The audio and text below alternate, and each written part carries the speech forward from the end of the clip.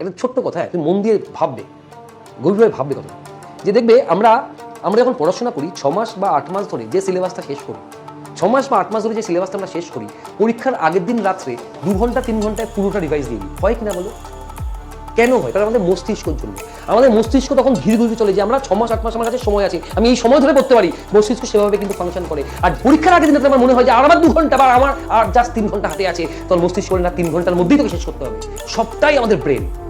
আমরা যেটা চাই সেটা আমরা পাই, যতটা চাই ততটাই পাই। তুমি ভাববে পরীক্ষা তুমি যখন সাকসেস পাচ্ছ না, তুমি পরীক্ষাতে যাওয়ার সময় এটাই ভেবে যাচ্ছ যে আমি পেতেও পারি নাও পারি। ভেবে দেখো, ঘটনার কথা ভেবে দেখো। যে ছেলেটা দৌড়ে দেখবে আটকে যাচ্ছে, দৌড়ে যে সে কমপ্লিট করতে পারছে না, সে এটাই ভাবে যে দাঁড়িয়ে যখন থাকে, যখন রানটা স্টার্ট হয়, আমি কি পারবো? আমি দৌড়তে হয়তো নাও পারতে পারি, আমার পাশে ছেলেমেয়েগুলোকে দেখে মনে হয় বাবা ওরা তো খুব দৌড় দৌড়িয়ে, আমি তো নাও পারতে পারি। এই ভাবনা থেকেই তোমার দৌড়টা কিন্তু আটকে যায়। যতটা আমি ভাবতে পারবো অতটা আমি কিন্তু পৌঁছতে পারবো। তো ভাবনাটাই সব।